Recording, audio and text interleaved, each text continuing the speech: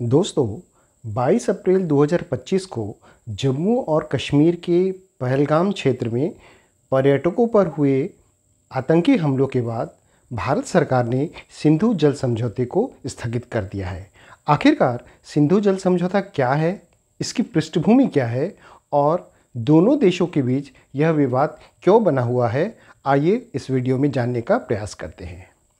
सिंधु नदी प्रणाली में सिंधु नदी के अलावा इसकी 5 मुख्य सहायक नदियां हैं। ये हैं झेलम, चिनाब, रावी, व्यास और सतलुज। सिंधु नदी प्रणाली का पानी मुख्य रूप से तिब्बत, अफगानिस्तान, जम्मू और कश्मीर और हिमाचल प्रदेश के पहाड़ों से शुरू होता है। अरब सागर में मिलने से पहले यह भारत के जम्मू और कश्मीर, राजस्थान, पंजाब, हिमाचल प्रदेश, गुजरात के अलावा पाकिस्तान के पंजाब, सिंध, बलूचिस्तान आदि क्षेत्रों को कवर करता है। सिंधु जल के वितरण की समस्या ब्रिटिश भारत के विभाजन के साथ ही शुरू हो गई थी। 4 मई 1948 को इंटर डोमिनियन समझौतों के तहत भारत सरकार को एक निश्चित वार्षिक भुगतान के बदले में पाकिस्तान को पानी उपलब्ध कराने के लिए कहा गया था। न तो भारत न ही पाकिस्तान इससे संतुष्ट था। पाकिस्तान इस मामले को इंटरनेशनल कोर्ट ऑफ जस्टिस में ले जाना चाहता था, परंतु भारत ने इसे एक द्विपक्षीय मामला मानते हुए इसके लिए इनकार कर दिया। 1951 में डेविड लिलियंथल का भारत आगमन हुआ, जो कि टेनेसी वैली प्रशासन के चेयरमैन थे। वे भारत कॉलियर मैगजीन के लिए आर्टिकल लिखने आए थे। इन्हें इस विषय में गहरी रुचि थी। भारत और पाकिस्तान दोनों की तरफ से उनका स्वागत किया गया। लिलियंथल ने संपूर्ण विषय का अध्ययन कर अपने आर्टिकल में लिखा कि भारत और पाकिस्तान दोनों को संयुक्त रूप से सिंधु नदी बेसिन का विकास और संचालन करना चाहिए। नए डैम और नहरों के द्वारा दोनों देश आवश्यक पानी की व्यवस्था कर पाएंगे। उन्होंने लिखा कि वर्ल्ड बैंक को अपने अधिकारियों के साथ दोनों देशों को एक समझौते पर लाना चाहिए। लिलियंथल के विचारों को उस समय वर्ल्ड बैंक को the international bank for reconstruction and development कहा जाता था, वर्ल्ड बैंक के अधिकारियों के द्वारा काफ़ी सराहा गया। वर्ल्ड बैंक के प्रेसिडेंट यूजीन आर ब्लैक ने भी इसे स्वीकार करते हुए कहा कि वर्ल्ड बैंक दोनों देशों के इकोनॉमिक प्रोग्रेस के लिए काफ़ी इंटरेस्टेड है। दोनों पक्षों से विचार विमर्श करके ब्लैक ने वर्किंग पार्टी बनाने का एक प्रस्ताव किया, जिसमें भारत, पाकिस्तान और वर्ल्ड बैंक के इंजीनियर शामिल होते। यह ग्रुप दोनों पक्षों को सलाह देता, परंतु न तो भारत और न ही पाकिस्तान पानी पर अपना कब्जा छोड़ने के लिए तैयार थे। 2 साल के विचार विमर्श के बाद आखिरकार 1954 में भारत सरकार के प्रस्ताव के आधार पर वर्ल्ड बैंक ने एक प्रस्ताव किया कि इस रिवर बेसिन के पूर्वी हिस्से की 3 नदियों पर भारत का और पश्चिमी हिस्से की 3 नदियों पर पाकिस्तान का अधिकार हो। चूंकि यह प्रस्ताव भारत के प्रस्ताव के आधार पर वर्ल्ड बैंक ने लाया था, अतः पाकिस्तान इसे अनुपयुक्त मानता था और उन्होंने कहा कि भारत के विभाजन की पूर्व की स्थिति के आधार पर ही पानी पर उसका हक बरकरार रहना चाहिए। चूँकि विवाद के कारण इन नदियों पर कोई बड़ा विकास परियोजना नहीं बन पा रहा था, अतः भारत और पाकिस्तान चाहते थे कि किसी भी प्रकार से समझौता हो सके।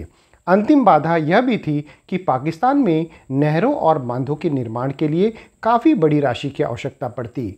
वर्ल्ड बैंक चाहता था कि भारत इन कार्यों के लिए भुगतान करे, परंतु भारत ने इससे इनकार कर दिया।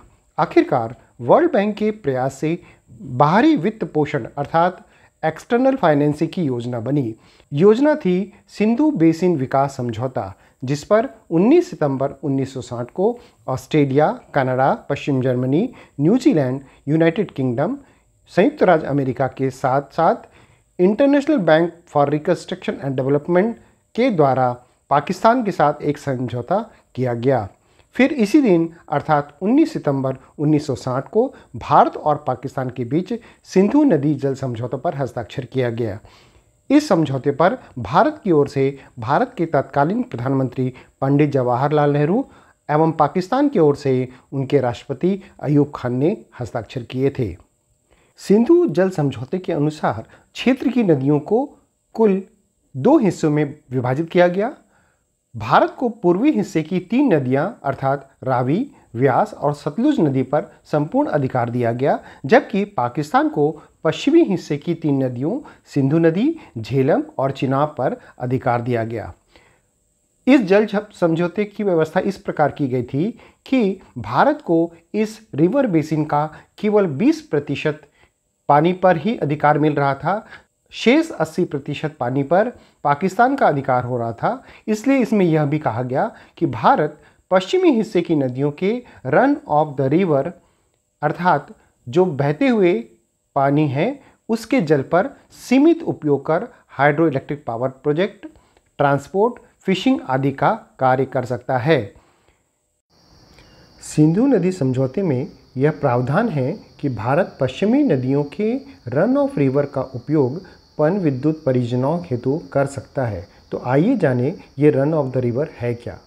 रन ऑफ द रिवर का अर्थ है पन विद्युत परियोजनाओं हेतु नदी के प्राकृतिक बहाव का उपयोग करते हुए हाइड्रो पावर जनरेशन किया जाए। इसमें जल भंडारण को न्यूनतम रखते हुए यह ध्यान दिया जाता है कि पानी के भंडारण से नदी का प्राकृतिक बहाव प्रभावित न हो। रन ऑफ द रिवर जल का उपयोग करने के लिए सामान्य रूप से नदी से नहरें निकाली जाती है, इनसे टरबाइन चलाकर बिजली बनाई जाती है और आगे बहने वाली धारा को पुनः नदी की मुख्य धारा में जोड़ दिया जाता है। इससे नदी के प्राकृतिक बहाव में कोई महत्वपूर्ण अंतर नहीं आता। इस समझौते के अनुसार भारत पश्चिमी नदियों पर पनबिजली परियोजना बना सकता है, लेकिन इसका डिज़ाइन इस प्रकार से हो कि पाकिस्तान को पानी पर्याप्त मात्रा में मिल सके। यदि हम इस संधि को देखें तो इंडस वाटर सिस्टम से भारत को 16% के हिसाब से 41 बिलियन मीटर क्यूब पानी मिलता, जबकि पाकिस्तान को 84% अर्थात 218 बिलियन मीटर क्यूब पानी मिलता। इसमें यह भी प्रावधान किया गया कि भारत पश्चिमी नदियों के पानी का उपयोग 7,01,000 एकड़ तक सिंचाई के लिए कर सकता है, जिसमें नई भंडारण क्षमता 1.54 बिलियन मीटर क्यूब से अधिक नहीं होगा। नए भंडारण कार्यों के लिए जल विद्युत संयंत्रों में रन ऑफ रिवर के तहत 2 बिलियन मीटर क्यूब से अधिक भंडारण भारत नहीं कर पाएगा। यदि औसत दृष्टि से देखें तो इंडस वाटर ट्रीटी के अनुसार इस रिवर बेसिन के जल का 20% भारत को, शेष 80% पाकिस्तान को मिलता है। इस संधि ने भविष्य में किसी भी विवाद से बचने के लिए स्थायी सिंधु आयोग की स्थापना का भी प्रावधान रखा, जिसके तहत वर्ष में कम से कम एक बार दोनों पक्ष के बीच वार्ता होती। विवाद का समाधान करने के लिए एक तंत्र अर्थात सिस्टम बनाया गया, जिसके अनुसार जल बंटवारे को लेकर दोनों देशों के बीच अनसुलझे प्रश्न या मतभेद, किसी भी विषय पर तकनीकी मतभेद आदि को सुलझाने के लिए कोई भी पक्ष निर्णय लेने के लिए किसी तटस्थ विशेषज्ञ अर्थात न्यूट्रल एक्सपर्ट की नियुक्ति हेतु वर्ल्ड बैंक से संपर्क कर सकता था। यदि तटस्थ एक्सपर्ट से भी कोई संतुष्ट न हो तो ऐसे मामलों को मध्यस्थता न्यायालय अर्थात कोर्ट ऑफ आर्बिट्रेशन को भेजा जाने का प्रावधान किया गया। हालांकि सिंधु जल समझौता असंतुलित था, फिर भी इस पर काफ़ी समय तक शांति बनी रही। 1971 के युद्ध में और बाकी के समय भी इस संधि को किसी भी प्रकार से टच नहीं किया गया। सिंधु जल समझौते के प्रावधानों के विभिन्न प्रस्तावों पर भारत और पाकिस्तान के बीच में समय समय पर विवाद होता रहता है, क्योंकि पाकिस्तान के द्वारा भारत के अधिकार पर काफ़ी उंगली उठाई जाती है। आइए देखें उन प्रमुख विवादों को जो कि दोनों देश के बीच सिंधु जल प्रणाली के कारण उत्पन्न हुई है। सबसे पहले किशनगंगा जल विद्युत परियोजना। यह जो परियोजना है भारत के जम्मू और कश्मीर राज्य में बांदीपुर के पास स्थित है। यह एक रन ऑफ रिवर प्रोजेक्ट है जिसकी क्षमता 330 मेगावाट है। इस परियोजना का निर्माण 2007 में शुरू हुआ था। पाकिस्तान ने इस पर आपत्ति की थी कि यह किशनगंगा नदी, जिसे पाकिस्तान में नीलम नदी कहा जाता है, के प्रवाह को प्रभावित करेगा। 2013 में हेग में स्थित स्थायी मध्यस्थता न्यायालय अर्थात कोर्ट ऑफ आर्बिट्रेशन ने यह फैसला सुनाया कि भारत कुछ शर्तों के साथ पूरे जल का उपयोग कर सकता है, उसे आवश्यकता अनुसार डाइवर्ट भी कर सकता है। दूसरा विवाद हुआ था बगलिहार डैम के ऊपर।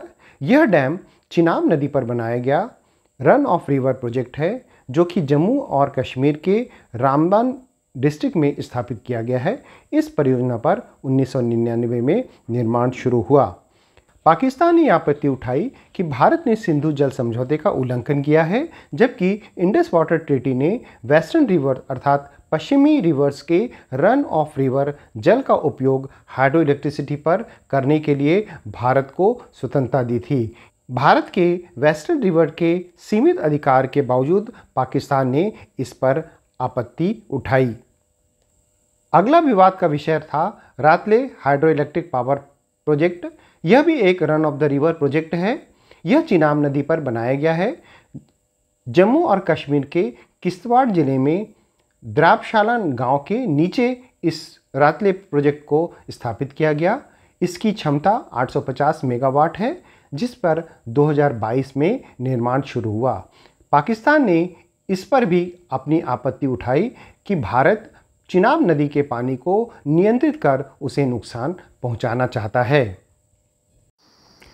गुजरात में कच्छ के रण में सर क्रीक के मुद्दे पर भी भारत और पाकिस्तान के बीच में विवाद होता रहा है। सर क्रीक भारत के गुजरात और पाकिस्तान के सिंध प्रांत के बीच 96 किलोमीटर लंबी पानी का एक चैनल है, जो दोनों देशों को सेपरेट करता है। भारत इसकी सीमा 1925 के मानचित्र के आधार पर मानते हुए इस चैनल के बीचों बीच दोनों देशों की सीमा को मानता है, जबकि पाकिस्तान 1914 के समझौते के आधार पर पूरे सर क्रीक क्षेत्र पर अपना कब्जा का दावा करता है।